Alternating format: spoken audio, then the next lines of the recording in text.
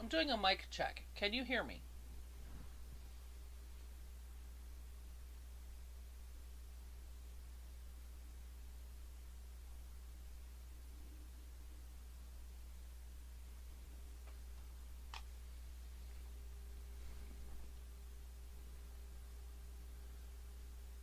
I see that there is somebody on.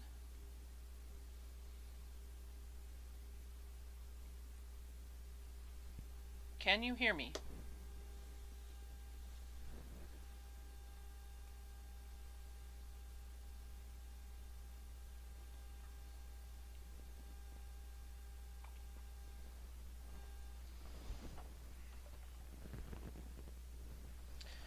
Hey Judy, I'm going to turn off the lavalier mic and then I'm going to do another quick test, okay?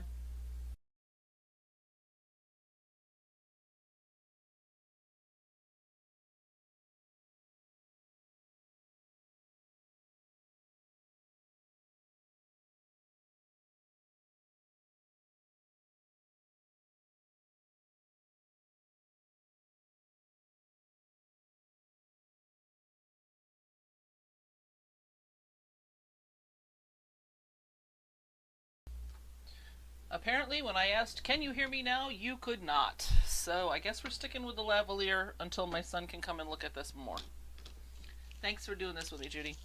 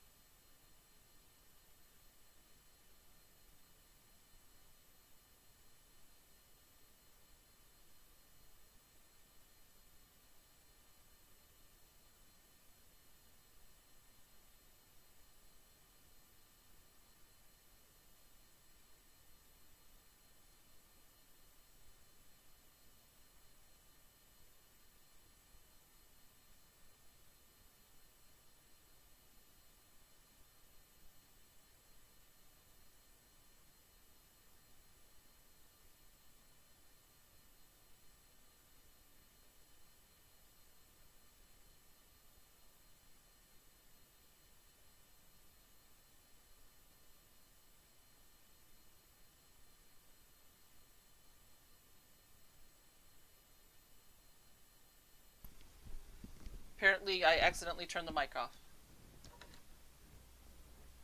So what I was saying is welcome. Sorry about that. I have 4 different ways for you to get audio from me, and apparently 3 of them are not working. The lavalier mic seems to be the only one that is, but it appears that when I shifted, I turned the little button off on this end, and so it's the way it's going today. But anyway, today may be shorter than usual. It has been a crazy day here at my house and a crazy week, and I'm doing a whole bunch of stuff tomorrow, so we may be ending early today. For that, I will ask your indulgence. If this is the first time here, I always start with a tip, and then we talk about quilts that are in progress, both mine that I'm working on personally, as well as the blocks of the month that we're doing together. And then I kind of jibber jabber while I'm doing other stuff, and that's how we spend our time. You are more than welcome to put comments in the chat. If you have any questions at any later time, you're welcome to email me at mail@StashBlasterQuilts.com, and I will take those questions and then either bring them into the next live stream, which is the first and third Wednesday of the month, or if it's a more personal question, then I will email you back directly. I can do that because there aren't that many of you yet.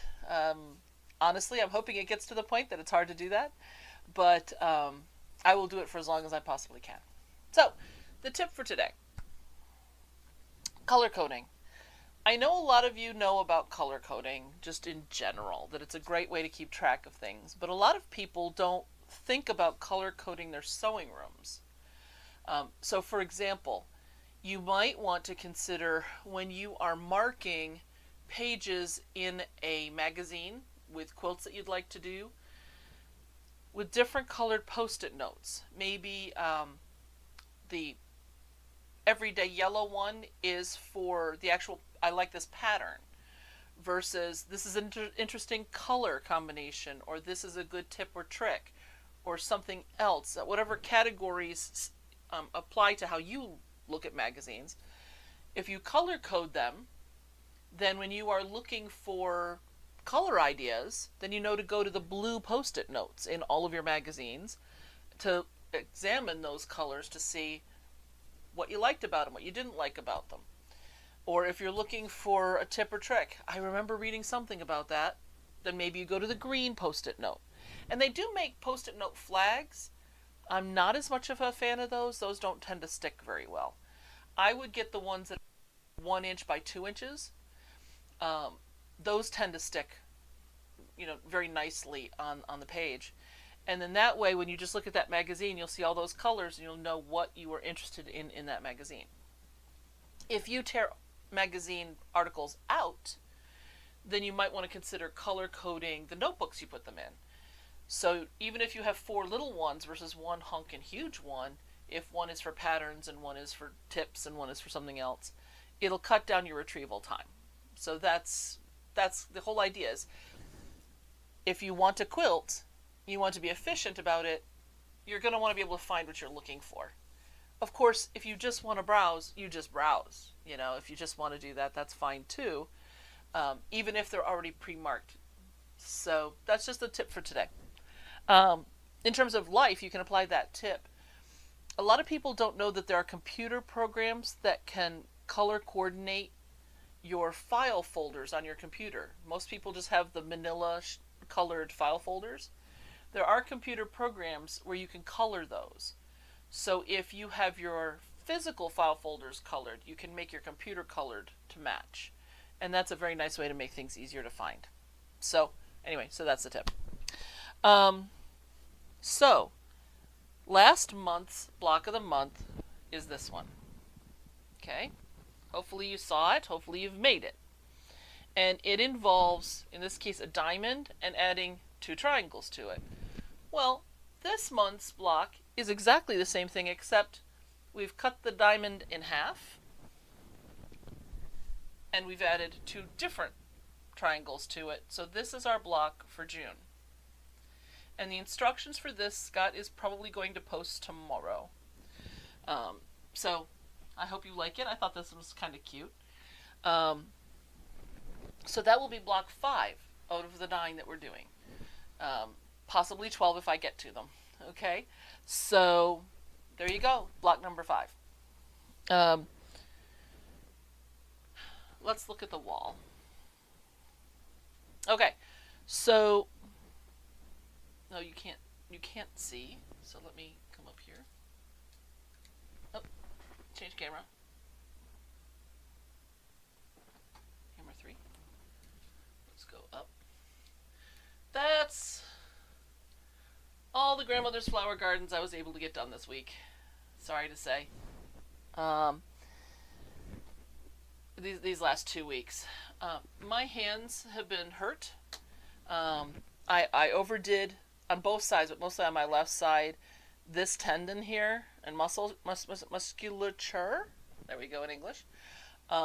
So this thumb is hurt a lot. So, for example, when I went to my quilt guild yesterday, I didn't do any sewing. So I'm really slowed down in what I can do before it starts to hurt again. And I think healing is probably my best option. So I didn't accomplish as much on that as I would normally like to. But I did get some done. There are 7 flowers there, which does mean I met my minimum of either putting together a flower or putting the arc for the pathway. Let me see if I can... There we go. The white arc here. So I've either gotten the flowers sewn together or the arc done, 1 a day. The hexagons themselves have already had pairs put together for around the outside. So it takes 9 seams to close that and finish that flower instead of the normal 12. And then the arc, it's 3 seams to make the arc, and then, alright, am I losing my mind? No, it's 4 seams to make the arc, and then 6 seams to actually attach it. So it's either 9 or 10 seams per day is basically what I need to do to meet my minimum goal.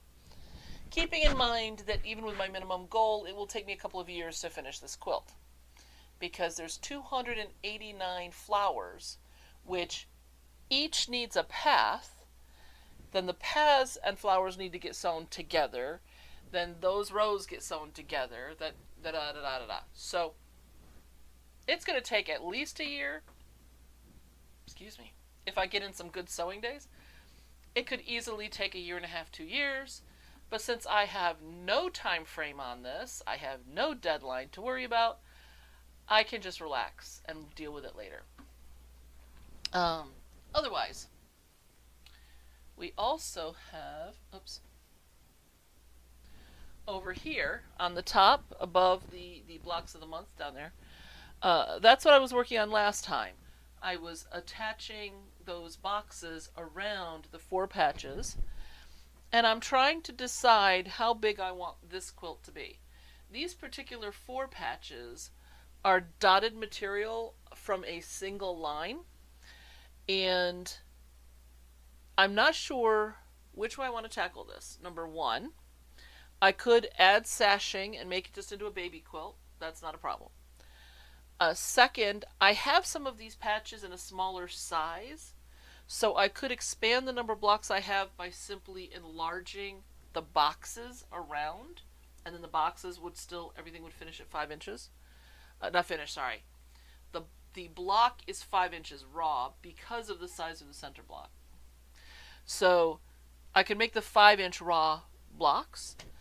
I could just make this part of a large quilt and add in a bunch of other 4 patches that are, I would want to do something where they're color coordinated the same way. So in this particular case, there's like a medium green and a dark green, or a pink and a hot pink. So I would only want to use 4 patches that do the same thing. I wouldn't want one with 4 different fabrics or something in white. So I would need to dig through my collection and see what I had in this size, or just above this size, so I can trim it to the size of these 4 patches, in order to complete and make this a bigger quilt. So I haven't decided what to do yet. One of the things I need to do is go through my drawer of 4 patches If this is your first time here, um, my drawer of 4 patches is downstairs. That's not really helpful. But to give you an idea,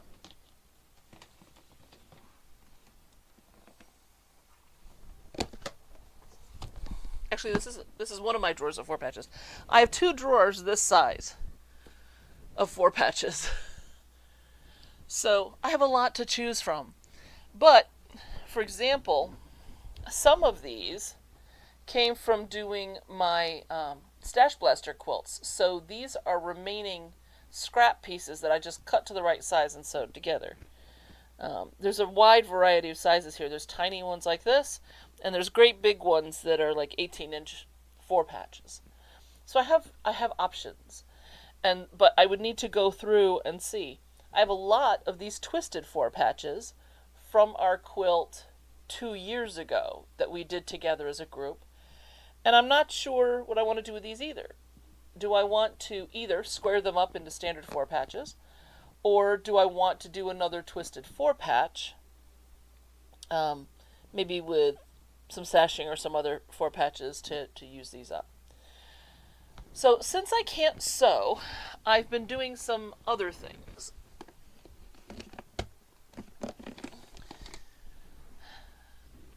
On our free table at the Guild, or people in general will give me fabric scraps and things like that, but sometimes I find already made half square triangles, 4 patches, etc.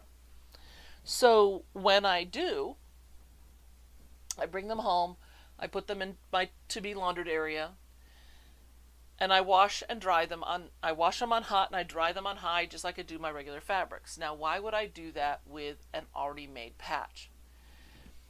And the reason that I do that is because I'm a scrap quilter and because I don't know whether the stuff has been pre-washed or not.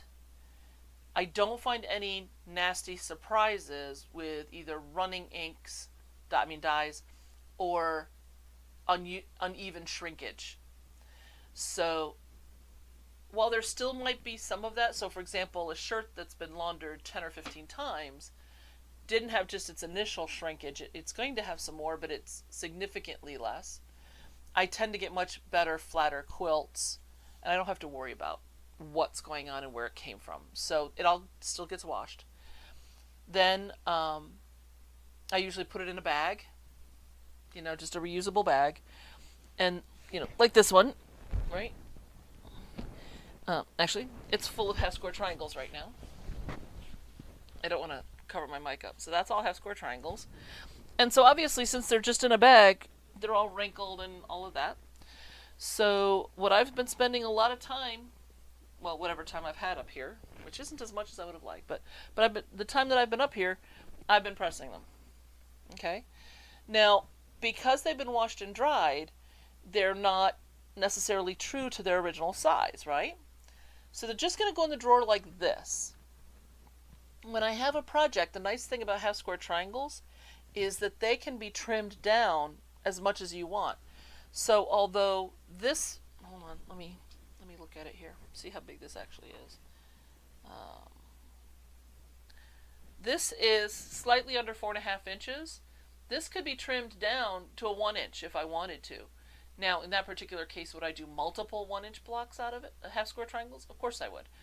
But I might trim it down to the 4 1/4, might trim it down to 4, whatever it is. So there's no reason to do that in advance because I don't know what sizes I'm going to need until I've created the pattern for which I need them. Okay, makes sense? Yes, I always use a lingerie bag, which is one of the mesh bags, whenever I'm washing my scraps. There's a couple reasons for that. Number one, makes them easier to retrieve from the dryer when you don't have 8 million little scraps everywhere in the washing machine. And the problem with the dryer is that they could wind up in the lint trap, or they might be able to get past the lint trap and be stuck in the hose that goes out. I learned something interesting, by the way, a couple of weeks ago. Dryers in Europe don't have that flexible hose to vent to the outside. They vent right out the front of the machine. So the lint trap is in the front, and then the air, if you're standing there, would go right through that lint trap and right onto your feet. So when they're installing them, they never install the hole to the outside, which does cut down on the fire risk, because a lot of house fires start because that hose gets clogged with lint. So it's important to get your air ducts cleaned, every couple of years at most, and have them, it's usually like $10, have them do your dryer vent too, just to keep everything safe. But anyway, so I go ahead, I wash, I dry, and I press. Then I just stick them in my half square triangle drawers, for which I have one the same size. It's right here. That's my half square triangles, and this is half square triangles. So I have a lot of them to work with. And I have flying geese, 9 patches, and square and square. So I have a lot of pre-mades, which is nice. So this time, I haven't washed them yet, but I got a whole bunch of half square triangles. I don't know what size they are. I don't care what size they are. That I have now put down in my to be laundered area. So it's not as painful on my hands to do the sorting and the pressing as it is to be clamping hold tight so that I can stitch. And so I'm trying to be extra gentle with this. I'm also going to be driving starting in the morning to Omaha from Virginia. So I've got a 3.5-day drive, assuming 350 miles to the full day. And I'm going to be gripping the steering wheel. And so I'm sure that's going to tear up my hands some too. So I'm taking my arcs to make for the grandmother's flower garden, but I'm not promising myself how much I'm going to work on them. I will probably only sew when I'm sitting at the convention at my table hoping that people come by and talk to me or buy my books. Okay, my mother's dryer in the... Hold on, I can't quite see this. I closed this window just slightly. Vented through the top, through a vent screen. Okay, same idea. Like I said, the nice thing is you don't wind up with that fire hazard. Oops, did not mean to close that. Hold on. You don't wind up with the fire hazard, which is nice, but then you also wind up with lint all over the room. So you do have a plus minus there. But anyway, so since I know I've got a new memory foam steering wheel cover. I love these things because of my arthritis. So I have a new one, and it has these bumps, fabric bumps on the 9 and 3 area. That's supposed to be massaging. No idea if I'm going to be able to handle it or not. Nice though. I can put my hands at 10 and 2 or 4 and 8 and drive without those bumps being there. So I'm going to get a chance to flex with that a little bit. So that's nice. So normally Scott would drive with me, and so I could drive a longer day.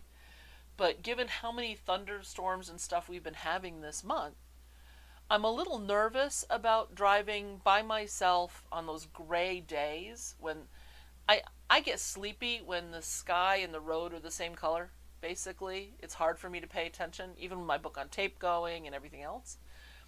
So I'm only scheduling the 350 miles a day. If I do more, great. If I don't, fine.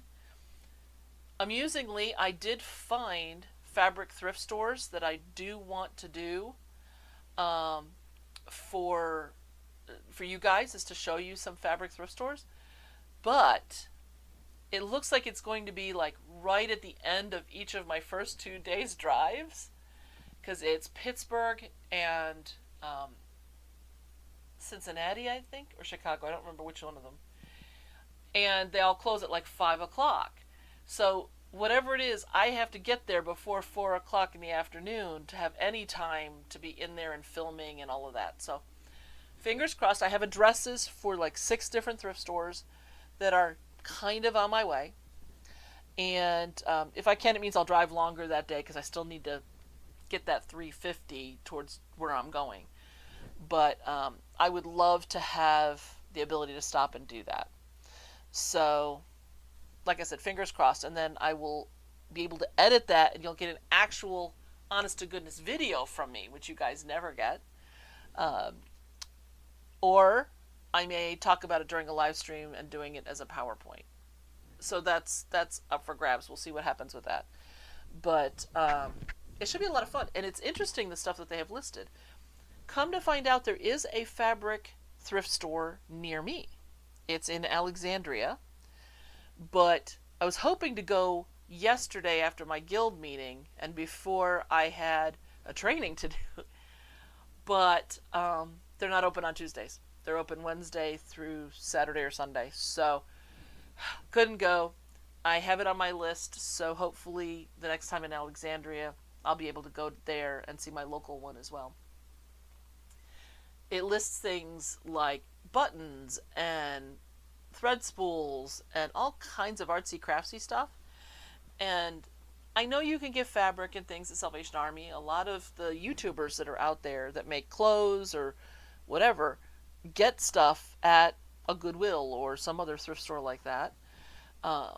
But these places are specific for arts and crafts. They don't have clothing. They don't have that kind of stuff. So it'll be interesting to see exactly how that's going to flow. So if I can, I will. But honestly, if I can't, you got to understand. That's how it's going to go. Okay, I see Judy. So, yes, I'm going to be doing... I am going to be stopping.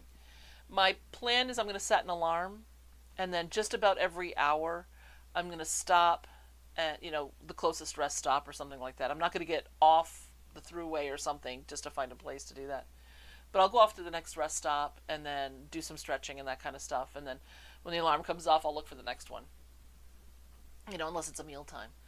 But I just know I could probably do more. I could probably do the 400 some days. And I want to do that because if the first day's great, but the second day's rainy, I'm going to be drifting. And so I want to make sure that I have those benchmarks so that I can try to hit those and get there safely. And when I drive 12 or 14 hours in a day, because we've driven to Colorado, halfway through Colorado, in 2.5, 2.75 days, but those are 14-hour drive days. And doing that by myself, I don't want to trust. And I wind up exhausted. It takes me 2 days to recover. I have to be able to talk to people when I get to the other end. I have a sales table where I'll be selling my books. I'm going to be teaching a class, for which I have prep work to do when I get there.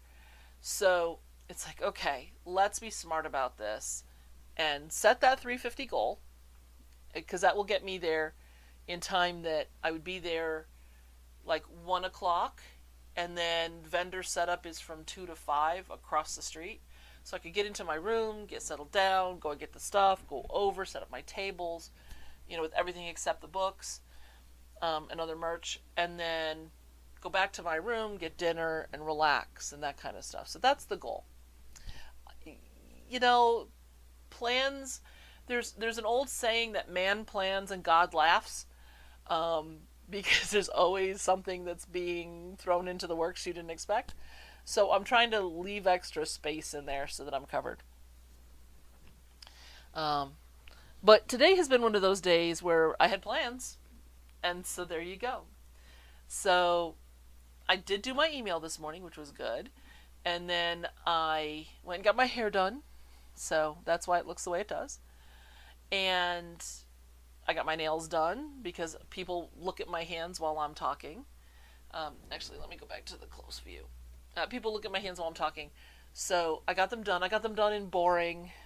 They're kind of a pinky, beigey kind of color because I don't want them distracted by my hands while I'm talking. But I think that's the last time I've made this decision. I usually have glitter on my hands and feet, and I always have it on my feet because that's for me, that's for fun. So now, I don't know if you can see. Oh, they're hot purple. I mean, they're a really bright purple color. So yes, I'm at my house. I'm barefoot. So I got glitter on them, but I think I'm just gonna have to be known as the speaker with the glittery fingernails, because I I like it. I do it for me because it's just something whimsical and fun. So I think that I might just from now on say, if you're distracted, that's your problem. um, but yeah, I keep looking at my hands and I'm like, eh, because they're just eh. And so there you go. So I did that. I got home just in time to pick up Scott, and then we went to the attorney, where we signed off on all our final paperwork. Which, if you haven't done your legal paperwork, please do.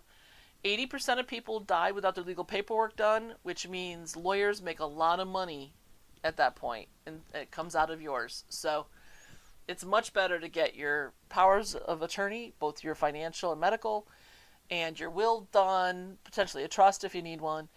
Get it all done, and it's peace of mind for you and your family. So anyway, so we did that, but it started to pour rain, which meant that everybody stopped moving. There were times on our beltway going in that we were going 1 or 2 miles an hour.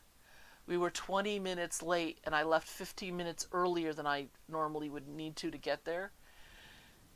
So that meant that we were there late, had to try to find parking where I couldn't park in my usual area where I park there, because it turns from a regular street to where with parking to HOV rush hour parking, so you can't park there.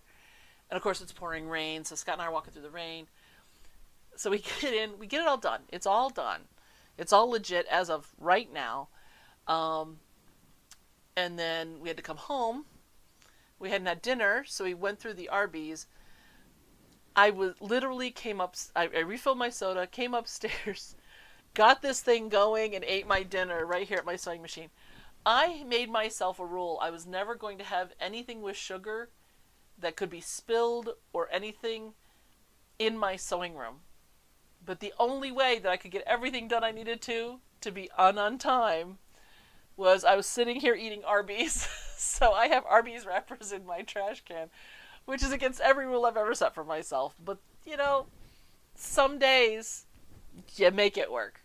So that's what's going on with that. And it's the same thing when we're quilting, right? So if you're a fairly new quilter, especially if you attend a guild meeting, you're going to see some amazing quilts. And you're probably going to say to yourself that, I can't do that because I'm going to keep messing stuff up. Yeah, we all do. Yep. And unless your quilt is going into a show, or in many ways since I do custom quilts for people, I'm a little bit more persnickety. There's an old saying that you should only fix things in your quilting that you can see from the back of a galloping horse. Which means unless it is glaringly obvious, it's okay to leave it. If you go and look at antique quilts, you'll see they put pieces in upside down. You'll see their points aren't perfect. You'll see where somebody's doing applique and they've popped a couple of those seams and now they're wagging in the wind. It happens. It happens to all of us. You make your plan for the quilt, like this one, and you get to make that decision. If these intersections aren't perfect, how important is that to me? This is for me, okay? And there's a lot of mistakes in this, but you can't see them. If you stood here, right in front of it, and looked, you probably wouldn't see them anyway, because you don't know where they are. We as the artists, we know where every mistake and bobble is. We know when we're quilting, when we accidentally or had to, cross over our quilting when that wasn't the plan. We all do it. So make all the plans you want, but have the flexibility to say, okay, it didn't work, but you know what? It's not a big enough deal to worry about picking it out and starting it again. Now, if you want to be somebody who makes quilts that go into quilt shows in juried things where you're going to be going for ribbons and prize money and all of that, yeah, perfection is pretty much needed. However, in reality, for most of us, it's fine. I actually had a family member I gave a quilt to called me up about 6 months ago. And she said, I've had this quilt that you made for my wedding on my bed for over 25 years. Yeah. I just noticed that one of the major pieces is upside down because it doesn't match in color to the other ones. It's the back side of the fabric. And I said, really? And she goes, yeah. I said, do you want me to fix it? And she says, well, no. First of all, because even if we flipped it around to be right side out, all the rest of the quilt has faded over all these years of being washed and everything. It's still not going to match, right? And she goes, no, it just kind of makes me feel better, actually, that there's a mistake in there. Because weddings are wonderful, marriages are wonderful, but we all make mistakes in those too, but it's not necessarily a problem. And I thought that touched my heart when they said that to me. I said, you know what, that's a really good thing, because nobody's marriage is perfect. A wedding quilt with one upside down piece isn't so bad, you know. So, that's, a lot of us get so hung up on the perfect that it sucks so much of the joy out of the doing. If you are quilting as a way to feed your family, it's a very different mindset than when you're quilting for the joy of quilting. I was taking a sales course at one point, and the instructor says, whoever you're trying to sell something to knows when you have your rent payment due and you need this sale to make it. And that will turn them off every time. And that's true. I've had salesmen that I just said in my head, they must need this money really badly, or they wouldn't be pushing like this. And they obviously don't enjoy this part of their job. I'm doing this YouTube thing because it's fun, and I'm enjoying doing it. You're not getting curated videos that are highly edited. One, because of the time it takes, and number two, I've got to learn a lot more about it because it frustrates the crud out of me right now. So, I'm not doing it. Okay? I'm doing the part that I love. When I have more time and I can learn in advance so that it's not as frustrating, sure, you're going to get curated content. But until then, we're here to have fun. You, me, and the rest of the people that are watching, now and in the future. It's just to have a good time. So when you're quilting, don't get stressed about it, okay? There are things that I teach you about production quilting and things so you get more done and you can accomplish a lot quickly. But one of the reasons for that is because I don't have the time to go slow. You know, when I'm quilting, I've got deadlines for some of this stuff. And that's not as much fun for me. When I'm doing a commission quilt, I feel that it needs to be pretty darn close to perfect because that's what somebody's paying me for. And I'm maybe using colors I don't like, and I might be doing a pattern I don't like or techniques that I don't like, but that's what they want, so that's what they're going to get. That time feels like it takes twice as long as it really does, whereas if I'm just saying, okay, I just want to do something wacky today. So I'm going to put squares around these 4 patches that I have just to see what I'm going to wind up with. That I did for me. That was a lot more fun, and time went it went twice as fast as I expected it to. So keep it fun, okay? And don't worry about those mistakes. Doesn't mean I don't own several seam rippers, though. I will tell you that. I have several. I have 3 by my chair downstairs right now.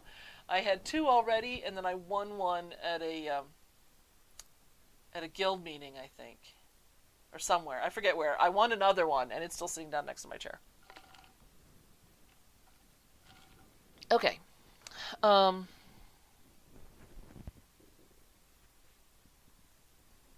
think that's it. We've talked about the hand quilting I'm doing, that being the hexagon quilt. We've talked about the machine quilting, adding the squares. We've talked about the block of the month. The sewing room reorganization. Until my son gets his stuff out of his room, it's kind of stalled. I have a bunch of stuff in my hallway that I've set aside to go into that room when he's done getting his stuff out. But because Scott's been having to protect himself against germs, so masks. So when somebody comes into the house, they have to wear a mask, and he also wears a mask, which breathing through that mask is exhausting. Because of all that, our son and his fiancée have been over to our house once since January. They were supposed to come this last Sunday, but they had been sick earlier in the week, so we said, no, don't come, because Scott can't afford to be getting sick. So we're going to be seeing them the end of the month, which is going to be nice. I'm probably going to give him a couple of his boxes to take home with him.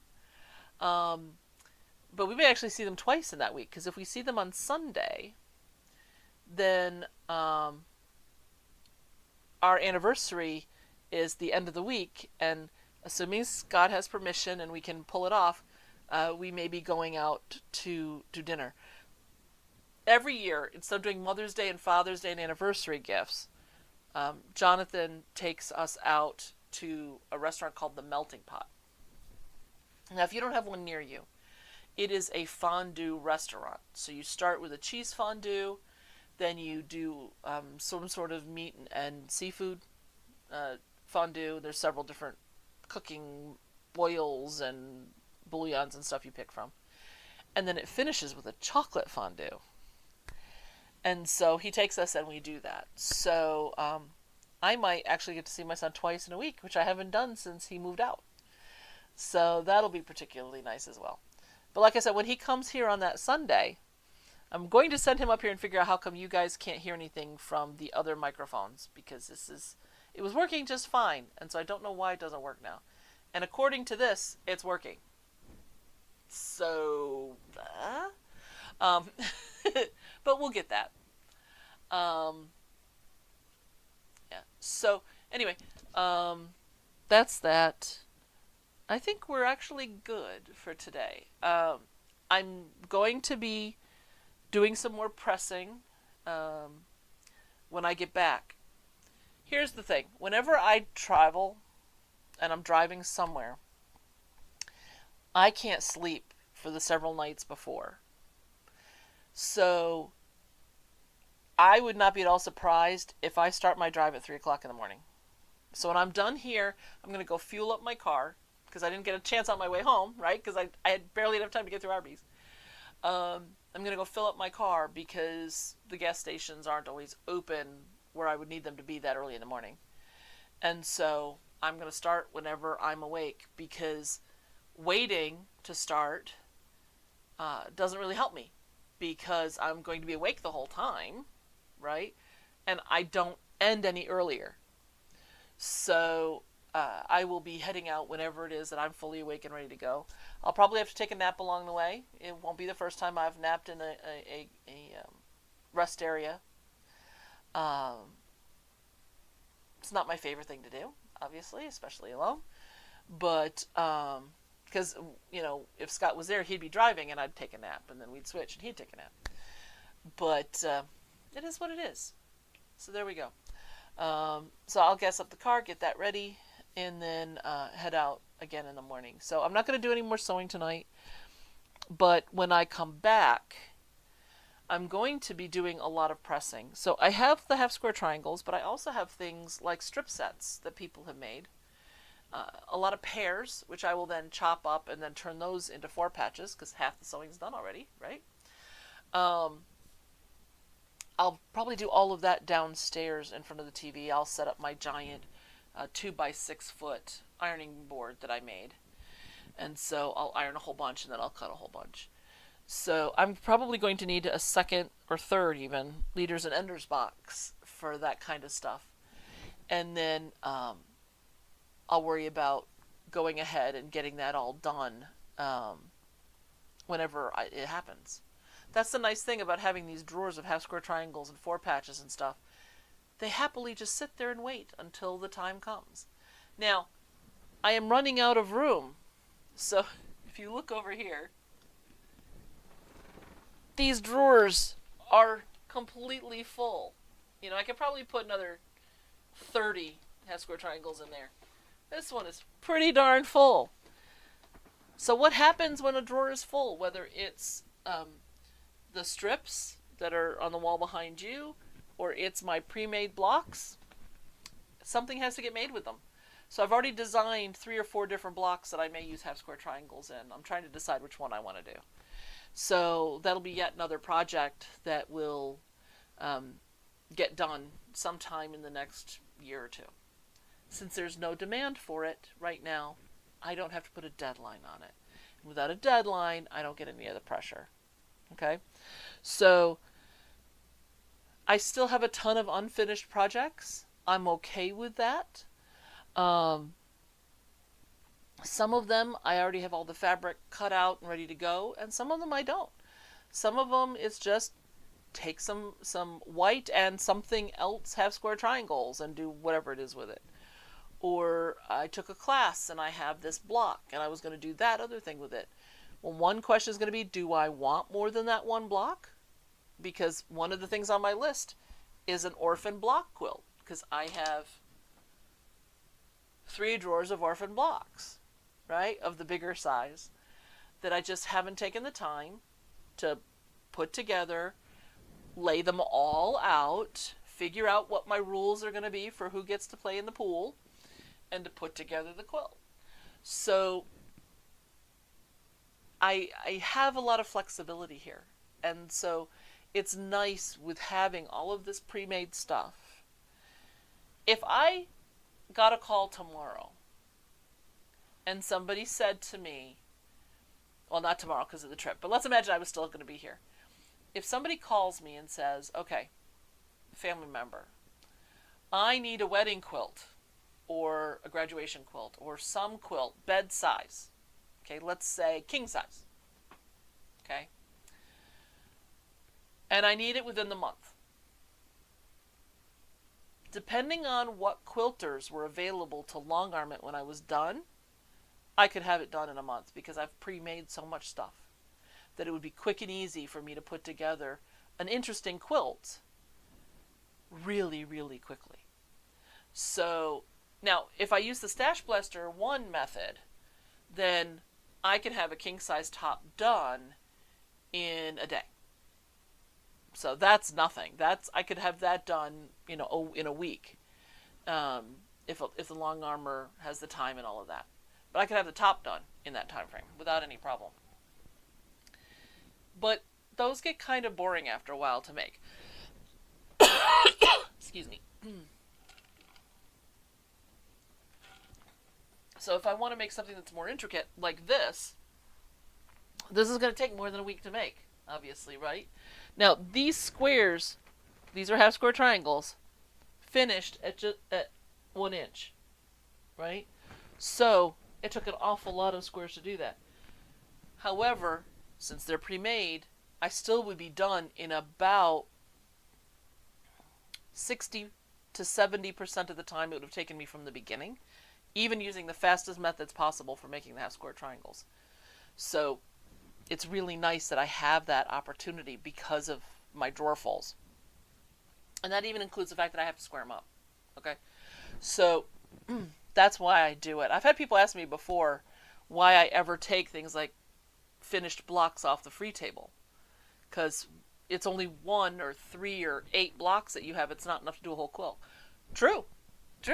But integrated in with other orphan blocks, or that's 8 blocks I don't have to make, right? If it's a standard pattern, I'm already ahead of the game by 8 blocks.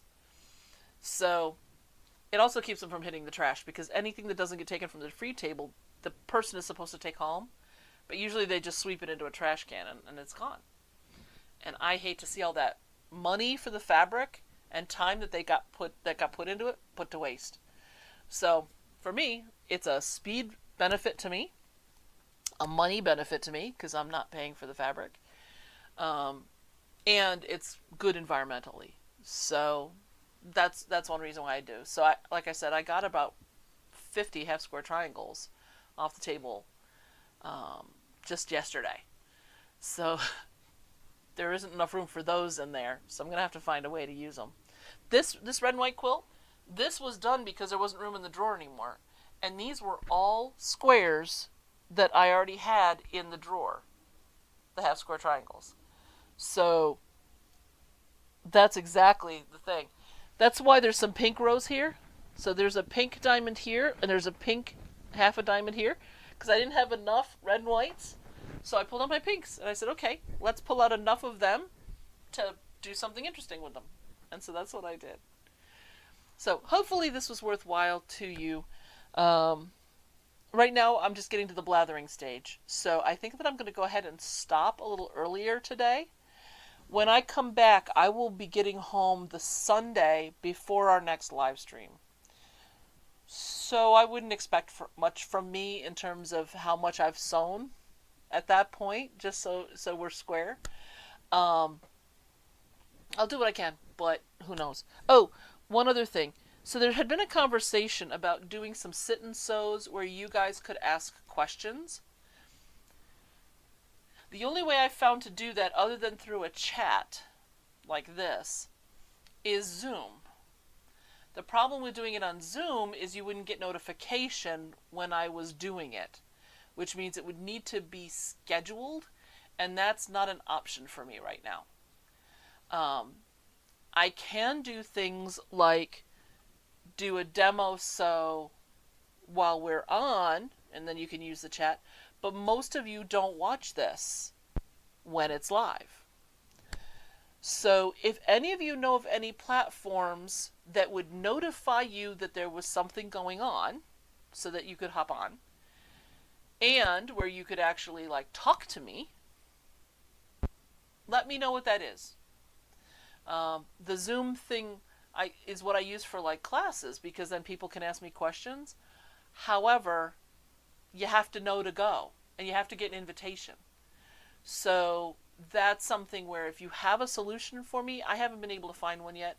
And of course, over the next 10, 12 days, I'm not going to have time to find one again.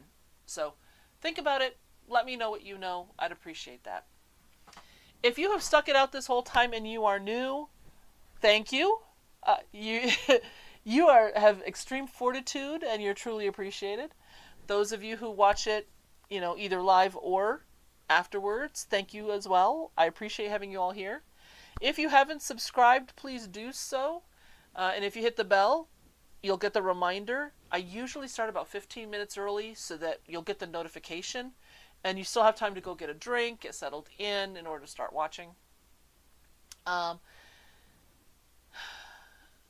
Liking is always good. It would get us out to more people, whatever you are willing or want to do about that.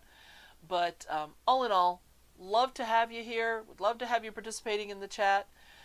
There's about 4 of you who do it a lot, and so Judy's one of them. That's why you're seeing her talking a lot today. But the more people we get, the more fun it is for everybody. So thank you all for being here. And it's the first and third Wednesday, 7 o'clock Eastern Time here in Virginia. And hopefully you have a good time while you're here. So take care, and I will see you in a couple of weeks. Bye-bye.